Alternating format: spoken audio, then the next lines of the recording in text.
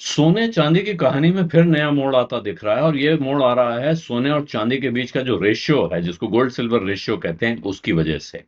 सोने चांदी की कहानी में दिलचस्पी इसलिए बहुत से लोगों की है इस वक्त कि पिछले 1 डेढ़ साल में अचानक लोगों को दिखाई पड़ा कि हम तो शेयर बाजार के फेर में हैं, और यहाँ सोना चुपचाप साइड से निकल के सारे एसेट क्लासेस को आउट परफॉर्म कर गया है, उन सबसे तेज चाल उसने दिखा दी है।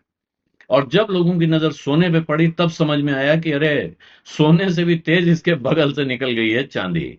चांदी ने जोरदार उछाल दिखाया, हालांकि उसके बाद उसमें ठंडक भी दिख रही है वैसी ही। लेकिन अब सोने चांदी पर उन सब की नजर है जो बरसों से सोने और चांदी को इन्वेस्टमेंट की नजर से नहीं देखते थे, मगर अब देखना पड़ रहा है। और इस वक्त अब सवाल यह है, खास तौर पे तब जबकि अपने रिकॉर्ड हाई से दोनों मेटल्स नीचे हैं, और यहाँ सिल्वर में ज्यादा, यानी चांदी में ज्यादा गिरावट आई है सोने के मुकाबले। तो यहाँ से क्या होने जा रहा है, इस पर बहुत से लोगों की नजर है। और जो जानकार सिर्फ चाल देखते हैं, यानी कि भाव देख के, चार्ट देख के हिसाब लगाते हैं, उनका कहना है कि गोल्ड सिल्वर रेशियो एक बहुत महत्वपूर्ण मेट्रिक है, कमोडिटी मार्केट के इन्वेस्टर्स के बीच इस्तेमाल होती है। और वो पिछले 2 महीनों से लगातार बढ़ता हुआ दिख रहा है, अप ट्रेंड में है, जिसका अर्थ है कि आगे चांदी में जो गिरावट है वो तेज है, सोने में कम गिरावट हुई है।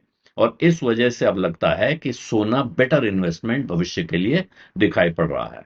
सोना चांदी दोनों में गिरावट हुई है जब से मिडिल ईस्ट में क्राइसिस शुरू हुई है। इन्फ्लेशन का डर बढ़ गया है, चिंता बढ़ गई है महंगाई की, पूरे अमेरिका में और यूरोपीय देशों में। और साथ में कच्चे तेल के दाम में जो तेजी आई है उसी ने ये चिंता बढ़ाई है। अमेरिकी डॉलर ऊपर की तरफ भाग गया है, और इसीलिए अमेरिका में अब और इंटरेस्ट रेट में कटौती होगी, कमी आएगी, इसकी उम्मीद कम से कम होती चली जा रही है। और यही कारण है कि वहां बॉन्ड ऊपर की तरफ भाग रहे हैं, और साथ में जो इन्फ्लेशन का डर है वो बढ़ रहा है, और अमेरिकी डॉलर में भी उसकी वजह से मजबूती आ रही है। और इन सब के बीच सोने और चांदी के इन्वेस्टर्स ने अपना एक तरह से कह सकते हैं हाथ खींच लिया होगा, और वो गिरता जा रहा है। तो अगर इसी साल का हिसाब लगाएं जनवरी के बाद से, तो अमेरिका के हाजिर बाजार में सोने का भाव मात्र 1.8% बढ़ा हुआ है, और सिल्वर प्राइस में तो 8% की गिरावट आई है। जिस लड़ाई से ऐसा लगता था कि लोग सेफ हेवन की तरफ भागेंगे, सोने में दम आएगा, वो उसका उल्टा हो रहा है। तो अब जो टेक्निकल चार्टिस्ट हैं वो कह रहे हैं, एक नजर डालिए और दिखाई पड़ता है कि बाजार में खास तौर पे कमोडिटी इन्वेस्टर्स ने ये जो लड़ाई है और इसके साथ जुड़े हुए जो जियो पॉलिटिकल रिस्क हैं, उनको पहले ही हजम कर रखा था या प्राइस इन कर रखा था। और इसीलिए पिछले 1.5 साल से वो जबरदस्त तेजी आपको दिखाई पड़ रही थी, जिसे लोग कह रहे थे कि बिल्कुल होश उड़ा देने वाली तेजी सोने और चांदी दोनों में दिख रही है। और ये जो इस परिस्थिति में सोने और चांदी का जो रेशियो है, सोने और चांदी के रेशियो का मतलब है कि 1 आउंस सोना जितने में आ रहा है, 1 आउंस सोने के की कीमत में आप कितने आउंस चांदी खरीद सकते हैं। ये रेशियो अप्रैल 2025 में, पिछले साल अप्रैल में था 100 के ऊपर, और अब ये पहुंच गया जनवरी 26 में, इस साल की शुरुआत में ये 45 के नीचे चला गया, बिल्कुल जनवरी की शुरुआत में। क्योंकि सिल्वर ने एकदम जबरदस्त तेजी दिखाई, करीब करीब 150% की आउट परफॉर्मेंस उसने दिखाई। और उसके बाद ये गिरा, और मार्च में ये बढ़कर जो रेशियो है 45 से फिर बढ़ा और 66 पे पहुंच गया। तो गोल्ड सिल्वर रेशियो का जो गणित है, इसको माना यह जाता है परंपरा से, या जो इस विषय के जानकार हैं, जो इस विद्या का अध्ययन करते हैं, वो कहते हैं कि जब ये रेशियो 40 से 50 के बीच पहुंच जाता है, गोल्ड सिल्वर का रेशियो, तो वहां से एक कह सकते हैं कि भाव थमता है, सांस लेने के लिए रुकता है, ब्रीदर कहते हैं अंग्रेजी में। और तब तक वहां भाव अटके रहते हैं जब तक कि ये गोल्ड सिल्वर रेशियो वापस 80 नहीं पहुंच जाता। तो 40-50 के बीच अगर पहुंचा है, तो इसका मतलब है कि अब मंदी जैसा माहौल रहेगा। और जब ये 80 पहुंच जाएगा, तो इस बीच होता क्या है, 40-50 से 80 के इस सफर में क्या होगा। तो इतिहास ये बताता है कि चांदी अपने पीक से लगभग 60% तक गिर जाती है, 60% तक की गिरावट उसमें देखने को मिल सकती है, जबकि सोने में अपनी पिछली पीक के मुकाबले 30% तक की गिरावट आती है, ये जानकार कह रहे हैं। और ऐसे में आज की तारीख में दिखाई पड़ रहा है कि गोल्ड सिल्वर रेशियो अब शॉर्ट टर्म में ऊपर की तरफ ही जाता हुआ दिखेगा। और इसका अर्थ यह है कि सोने के भाव मजबूत रह सकते हैं, क्योंकि जब ये रेशियो धीरे धीरे बढ़ता है, इसका अर्थ होता है कि सोने में चांदी के मुकाबले ज्यादा तेजी आने जा रही है या आ रही है। तो इसमें अब लोग कह रहे हैं कि साहब, जब स्ट्रक्चर देखते हैं, टेक्निकल चार्टिस्ट स्ट्रक्चर देखते हैं, जहां से वो कहते हैं कि अब ये चीजें देखकर हमें भविष्य का अनुमान दिखाना है, तो वो स्ट्रक्चर में कह रहे हैं कि अभी ये रेशियो अपने ऐतिहासिक लोएस्ट स्तर पर है, जो लोएस्ट रेंज होती है 40 से 60 की, उसके आसपास है, जहां 1 से 3 महीने के समय में आने वाले जो शॉर्ट टर्म जिसको कहते हैं, ये रेशियो बढ़ने के आसार हैं। और इसका मतलब है कि सोना चांदी से ज्यादा मजबूत रहने के आसार हैं। जबकि मीडियम टर्म में जाएंगे तो रेशियो फिर गिर सकता है।